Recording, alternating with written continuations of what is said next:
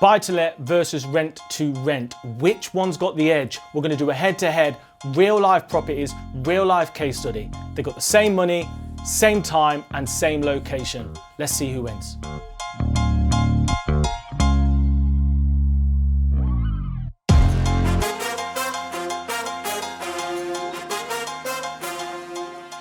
So I thought the best way of doing this is we've got two investors. Investor A is a buy-to-let investor. That means they're going to purchase the property, they're going to refurb it, and then they're going to try and tenant it to eventually cash flow it. Over here, we've got investor B. They're going to focus on rent to rent. In other words, they want to control the properties. They're not going to own them, but they'll be able to benefit from the monthly cash flow. Both got the same amount of money. Both got the same time. I'm looking at the case studies right here. I'm going to get into it. I'm going to do the spend and the cash flow per month, and we'll do the totals at the end. Month one, investor A, the buy-to-let investor, manages to find a property that they want to purchase for £120,000. Spend, 0. Cash flow, 0. Meanwhile, investor B, the rent-to-rent investor, they've managed to secure 2 rent-to-rent deals. And the good thing about these deals is they're actually student HMOs already ready to go, but the landlords missed the market. So what that means is very, very low money down and maximum gains. Spend £500. Yeah, seriously, £500 for 2 deals. Cash flow, currently 0 because they've got to prep them. Month 2. Investor A is starting to press forward with their sale. So they're going through their mortgage application, they're paid for their searches, but as you'll know, this can take a little bit of a while. Spend, £1,000, cash flow, 0. Meanwhile, investor B is starting to pick up momentum. They've managed to gest those properties and they've managed to secure tenants. £750 per month per property. So spend is 0. They spent the money to prep the property last month, no spend this month, but cash flow, £1,500. Month 3. Investor A is getting further along the purchase process. They've had their mortgage valuation done and they've had their survey, but it's taking a long time. That's the thing with purchases. They can't happen overnight. You're relying on the seller's solicitors, your solicitors, the mortgage companies, and loads of other factors. Spend, 0. Cash flow, it's also 0. Meanwhile, the rent-to-renter investor B has managed to secure another deal.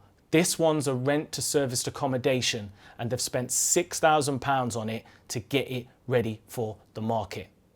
Spend, £6,000. Cash flow, £1,500, still from the first 2 deals. Month 4, investor A has received their mortgage offer, which is great news, and they're just waiting to exchange. Spend, still 0. Cash flow, still 0. Meanwhile, Mr. Rent-to-Renter has managed to cash flow the rent-serviced accommodation, £750. It's getting a bit one-sided now.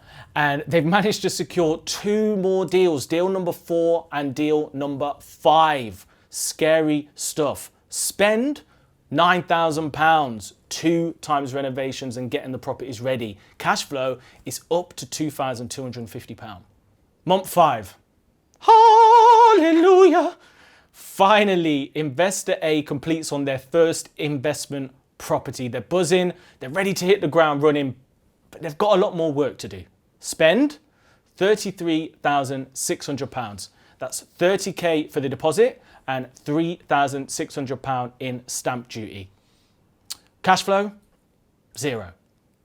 Meanwhile, investor B, they're starting to really hit the ground running. They've managed to cash flow deal 4, which takes them up to 3k. Deal 5, they had a few issues with the vendor, and basically what happened was they had to delay taking it on. So no cash flow there yet. Spend, 0. Cash flow, it's up to 3,000. Month 6, investor A is in refurb mode. I'm talking new bathroom, painting and decorating, new carpets, and some health and safety bits and bobs just to get it up to the standard.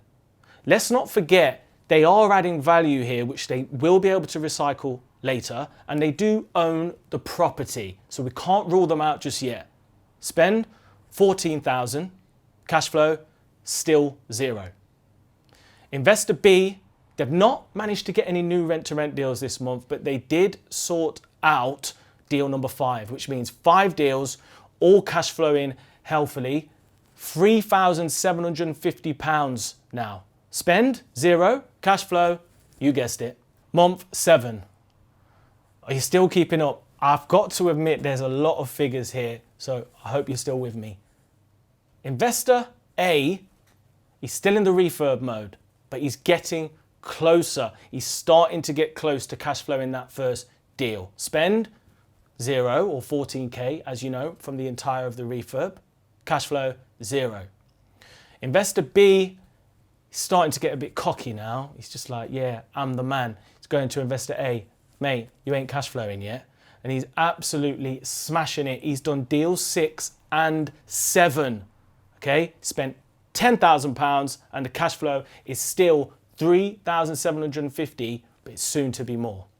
Month 8, Investor A is finally cash flowing. They finished the refurb, they found some tenants, and they're doing £700 per calendar month as a single let, minus £250, which means spend 0, cash flow £450.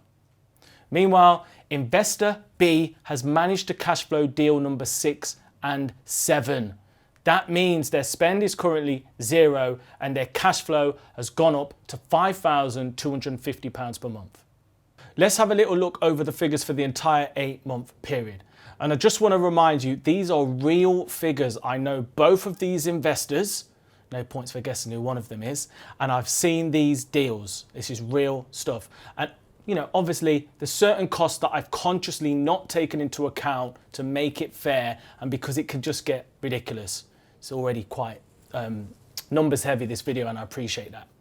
So Investor A, total spend £48,600. They managed to cash flow on that last month, which was £450, which means their total spend, the total amount that they've left in that deal is £48,150. Okay. Investor B spent a total of £25,500 on 7 rent-to-rent deals versus just the 1 purchase. And I realized that, you know, I want to make this fair. So although the total cash flow was 21,000, I think we need to account for some voids. So we're going to do 20% voids off that figure, which means their total realistic cash flow was £16,696. If I deduct that from the money that they've spent, that means they've got £8,804 left in the deal, but that's not bad because in 2 months, they'll probably make that money back. So which one would you choose? What do you reckon? Who's took it? Investor A has spent nearly all the budget, £48,150 in one property that will cash flow £450. Okay, they will benefit from the capital appreciation, but we're going to look at that in a minute. Or Investor B, they've spent only £25,500. They've already had 16 of that back and they're cash flowing over 5k a month. So those figures for the 8-month period are real figures. They're exactly what happened. But I know a lot of you are going to want to know what's going to happen long term. So I thought let's do 12 months later and then let's also do 5 years so we can really make it fair. Okay, so assuming all things stay the same, just based on this 8 months, nothing else, no more rent-to-rent deals, no more buy-to-let purchases. Let's have a little look.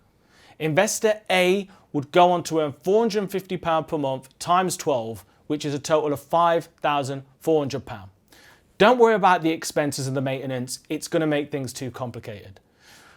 Also, they managed to add value to the property when they did the refurb. So they are able to refinance, and let's say they pull out 25k, which I think is really generous, but nonetheless, 25k they pull out. That would mean they've locked £17,750 of their initial investment in the deal, okay? But they're good, you know, they're looking good. They're making £450 a month. They own that asset, and they will go beyond the 12 months. Investor B, they would cash flow £5,250 for 12 months, which is amazing. But once again, I think we need to deduct 20% for voids to make it fair and realistic. So after 20% voids, that figure is £50,400. Excuse me for looking at the laptop, but it's a lot of figures. Hope you're keeping up. If you deduct the £8,804 from that figure that they had left in originally, it means that not only have they got their initial investment, not only have they got 5k cash flow per month, but they've also pulled out, they've also made a profit of £41,596. So before we all self-combust, I know it's a lot of figures. I don't want to frazzle you too much. Let's just look at the 5 years later. So 4 years on from the last one, total of 5 years. Let's look exactly what this means. Investor A generates another £21,600. And I thought it'd be cool to look at what the asset increase could be in that time. So on an average of 5% per year, you're looking at an extra 30k equity in the property. Won't be cash in hand, but it's value added. That would mean that they would have generated another 51,600 in that duration, and they'll actually be up now £33,850. So just to summarize, they would have had all their money out of that deal and they would have generated over £33,000. Cool. Investor B generating over £5,000 cash flow per month, 5,250 to be exact, they'd actually make an extra £201,600 in that time, plus the 41,596 from year one would take their total figure to 243,196.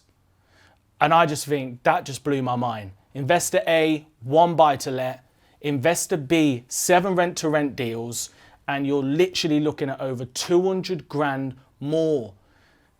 And I wonder, because I like buying, I'm reinvesting my money in purchases. But the interesting thing here is that if you are starting with 50k, you can only do 1 buy to let. But if you leverage the rent to rents and now you've got 250 grand to play with, you can do 4 or 5. And that's exactly what I've been doing. Obviously, some people will still want to own. I get that. There are advantages. There definitely are. You own the property for the rest of your life. You can pass it down. You've got the security, but you need to make sure you pay the mortgage. And you will benefit from the capital appreciation. And look, I won't lie. 7 rent to rent deals is going to be a lot more management. It's going to be a lot more work than 1 buy to let. But wow, if you're looking into getting into property, I thought this video would be really useful. So thanks very much for tuning in. I'll speak to you soon.